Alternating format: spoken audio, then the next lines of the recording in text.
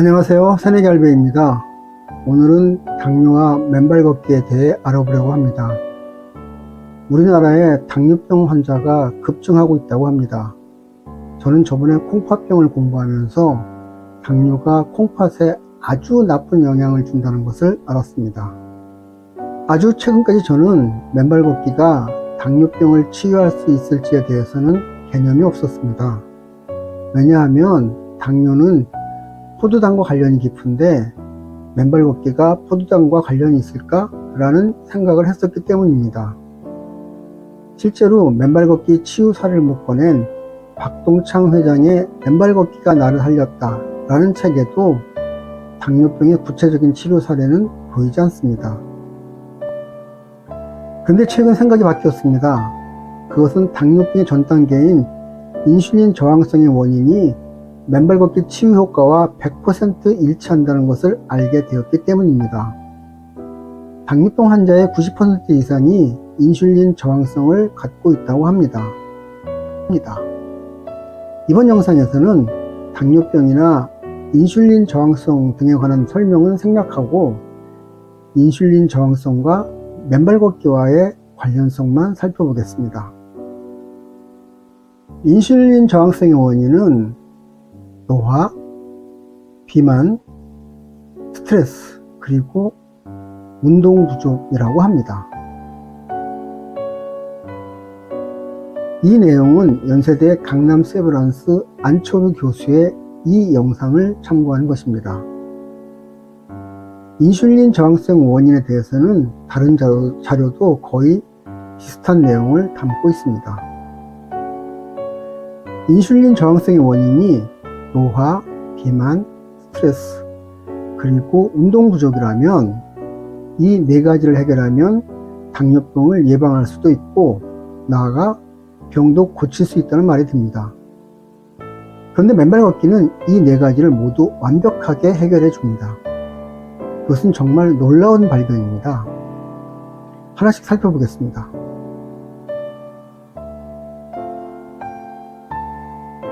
비만이 인슐린 저항성의 근본 원인이라면 맨발 걷기는 매우 큰 도움이 될 수 있습니다. 왜냐하면 맨발 걷기는 장년층의 비만 해소에 특별한 효능이 있기 때문입니다. 사실 이 주제는 제가 한번 다루었던 맨발 걷기 다이어트 영상에 자세히 나와 있습니다.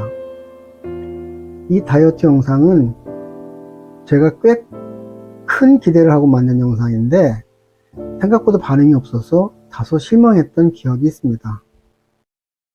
저는 맨발 걷기 이전에 살을 빼려고 무더운 애를 썼지만 번번이 실패했습니다. 그런데 맨발 걷기를 하자 너무 쉽게 살이 빠져 신기했습니다. 그래서 이 메커니즘을 소개하면 많은 분들이 좋아할 것으로 기대했는데 결과적으로 그렇지 못해 많이 아쉬웠습니다. 다만 제가 소개한 맨발 걷기 다이어트는 주로 50대 이후에 장년층에 해당된다는 한계는 있습니다. 자세한 내용은 이 영상을 참조하시기 바랍니다. 여기서는 간단히 요약만 하겠습니다. 맨발 걷기 다이어트는 모세혈관과 관련이 있습니다. 사람 몸의 모세혈관은 전체 혈관의 95%를 차지하는데 20대 피크를 이루고 그 후 40대부터 본격적으로 소멸하기 시작해서 60대가 되면 거의 40%의 모세혈관이 사라진다고 합니다. 그런데 이 모세혈관은 혈관 내피세포 관리만 잘하면 다시 살릴 수가 있습니다. 만약 죽었던 모세혈관을 살리면 에너지 대사량을 크게 늘릴 수 있습니다. 10%의 모세혈관을 되살리면 산술적으로 10% 플러스 알파의 몸무게를 줄일 수 있습니다. 알파는 체온 증가 효과로 기대되는 추가적인 몸무게 감소 효과입니다. 실제로 저는 맨발 걷기 4개월 만에 약 9kg의 살을 빼고 지금 4개월째 유지하고 있습니다. 내피세포는 모세혈관뿐 아니라 정맥, 동맥을 포함한 모든 혈관의 안쪽을 덮고 있는 한 겹의 얇은 혈관세포입니다. 내피세포의 주요 기능에는 면역, 혈압 조절, 혈류 조절, 동맥경화 개선, 혈전 억제, 모세혈관 생성, 대사 조절 기능 등이 있습니다. 이 중에서 모세혈관 생성 기능이 비만을 해결하는 중요한 열쇠가 됩니다. 내피세포가 죽었던 모세혈관을 되살리기 위해서는 혈관 내에 흐르는 일정한 흐름의 피가 늘어나야 합니다.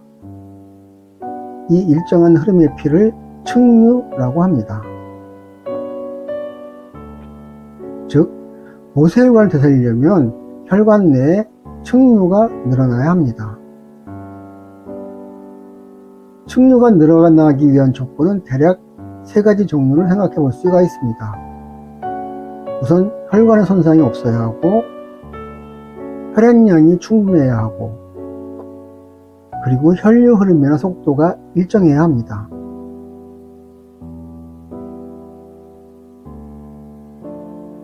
그런데 맨발 걷기가 내피세포와 깊은 연관성을 갖고 있습니다. 이 그림은 그 내용을 보여줍니다. 맨발 걷기를 하면 3갈래로 혈관에 영향을 줍니다.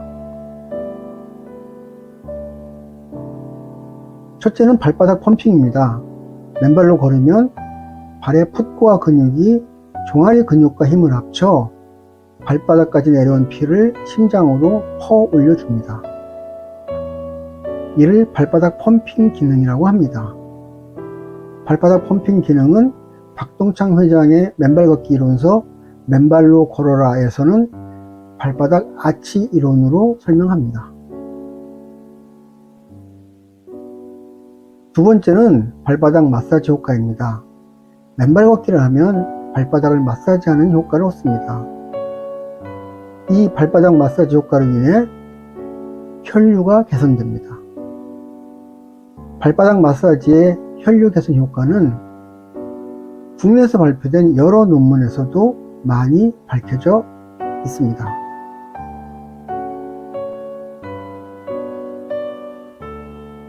이 내용은 최근 스트레스에 관한 저희 영상에서도 자세히 설명한 적이 있습니다.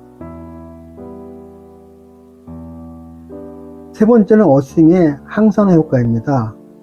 우리 몸의 세포는 아주 강력한 활성산소인 수산화 라디칼을 초당 50개 정도 만든다고 합니다. 그런데 이 수산화 라디칼의 독성이 너무나 강하기 때문에 그 어떤 항산화 물질도 방어할 수 없습니다. 우리 몸의 항산화제가 방어하는 것은 수산화 라디칼의 공격으로 또 다른 형태의 활성산소 좀비가 되어버린 다른 물질입니다. 이에 관한 보다 자세한 내용은 이 영상을 보십시오.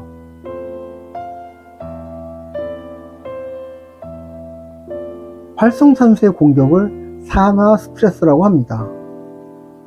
산화란 활성산소의 공격으로 공격받은 물질이 좀비가 되어버리는 것을 말하고, 이 좀비가 항산화제의 도움으로 되살아나면 이를 환원이라고 합니다.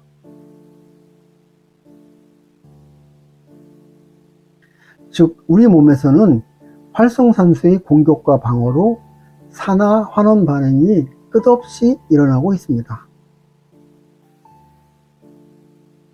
그런데 산화된 어떤 물질이 환원되지 못하면 그 물질은 손상되어 염증을 일으킵니다. 이 염증이 제때 처리되지 못하면 암이 될 수도 있습니다. 활성산소의 피해를 가장 많이 받는 곳은 혈관입니다. 그럴 수밖에 없는 것이 활성산소는 일종의 산소 찌꺼기인데 산소는 혈관이 운반해주고 있기 때문입니다. 따라서 혈관을 따라 활성산소가 배출되는 것은 당연한 결과입니다. 어싱은 맨발로 땅을 밟고 있는 동안 물리적인 방식으로 활성산소를 원천 봉쇄합니다. 물론 어싱도 최초의 활성산소인 수산화 라디칼 자체를 막지는 못합니다. 그러나 수산화 라디칼이 최초로 만들어버린 1차 활성산소 좀비는 대부분 생성 즉시 환원시킵니다. 그래서 맨발 걷기를 하는 시간이 길수록 혈관 건강은 더욱더 좋아질 수 있습니다. 이와 같이 맨발 걷기는 혈류를 개선하고 내피세포를 튼튼하게 해줍니다. 여기에 적당한 물과 소금을 섭취해 피의 양을 보충해주면 충류의 모습을 갖는 혈류를 보다 많이 만들 수 있습니다. 이 충류가 죽은 모세혈관을 되살립니다. 모세혈관이 되살아나면 모세혈관이 지나가는 장기도 되살아납니다. 혈관과 장기가 늘어나면 체온도 올라갑니다. 그러면 당연히 몸의 대사량이 늘어납니다. 몸의 에너지 소비량이 늘어나면 저절로 비만은 치료됩니다. 비만이 개선되면 혈압이 안정되고 이것은 다시 충류를 증가시켜 모세혈관을 재생하는 선순환을 만듭니다. 아울러 맨발 걷기를 하면서 물과 소금 그리고 먹거리를 조절해주면 훨씬 더 큰 비만 개선 효과를 거둘 수 있습니다.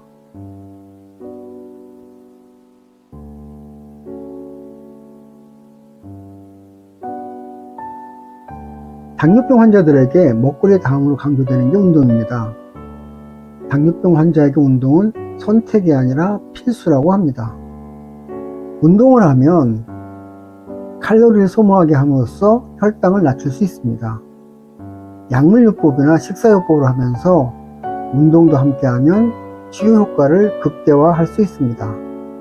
즉, 운동을 하면 당뇨 합병증을 예방하고 심혈관계 질환의 발생 위험을 감소시키고 말초 조직에서 인슐린에 대한 감수성을 높여서 고혈당을 완화시킬 수 있습니다. 그런데 제가 관심을 갖는 것은 맨발 걷기가 당뇨병 환자들에게 의미 있는 운동이 될 수 있느냐 하는 것입니다. 여기서 우리가 짚고 넘어가야 할 게 한 가지 있는데 그것은 맨발 걷기와 걷기 운동은 다르다는 것입니다. 맨발 걷기를 하는 많은 분들이 이것을 혼동하고 있습니다. 그래서 맨발 걷기를 하면서 걷기 운동에서 제시하는 여러가지 걷기법을 실천하러 애를 씁니다. 그렇게 하면 큰일 납니다. 맨발 걷기는 다치지 않는 게 최우선입니다. 이런 점에서 맨발 걷기는 걷기 운동과는 다르게 생각해야 합니다. 기본적으로 맨발 걷기도 움직이는 짓이지만 저는 여기에 어떻게 하면 운동 효과를 더할 수 있을까를 고민합니다. 그래도 최소한 맨발 걷기는 저강도의 걷기 운동으로 분류되는 산책 정도의 운동 효과는 거둘 수 있습니다. 그런데 이 정도의 운동 효과가 당뇨병 치료에 도움이 될까요? 연세사랑병원 황승준 원장에 의하면 당뇨 환자들의 운동은 환자 개인별로 운동 종류와 강도를 결정하는 것이 바람직하다고 합니다.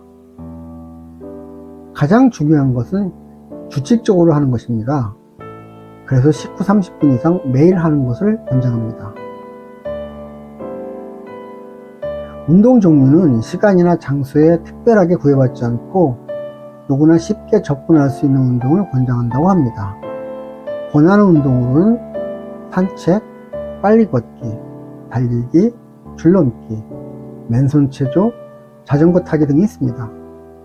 산책을 기준으로 하면 30분에서 1시간 정도, 빨리 걷기는 10분에서 30분 정도, 구기 종목이면 15분에서 20분 정도가 권장됩니다. 유산소 운동과 근력 운동을 적절히 섞어서 숨이 조금 찰 정도로 해주는 게 바람직한데 하루 약 300칼로리 이상 소비하는 것이 좋다고 합니다.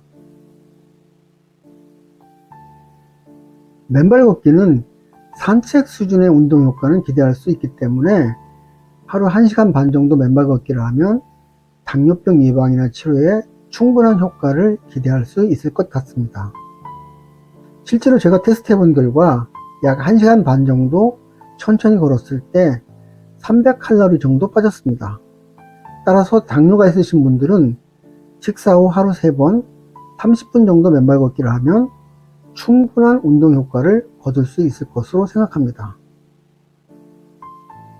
맨발 걷기는 당뇨병 또는 인슐린 저항성의 직접적인 원인이 되는 비만, 스트레스, 운동 부족, 노화 등 4가지의 맞춤형의 모범 답안을 줍니다. 원래는 이 4가지를 한 번에 다루려고 했는데 각 개별 주제가 모두 중요한 내용이라 줄이지를 못해서 부득이 2번에 나누어 영상을 올립니다. 아무튼 맨발 걷기는 이 4가지에 대한 답을 모두 갖고 있습니다.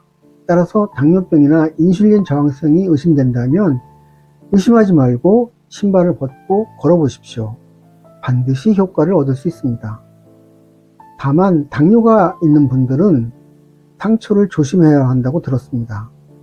그래서 최대한 안전한 곳에서 안전한 방식으로 맨발 걷기를 하셨으면 좋겠습니다. 이 점에서 맨발 걷기는 걷기 운동이 아니라는 것을 꼭 명심하셨으면 좋겠습니다.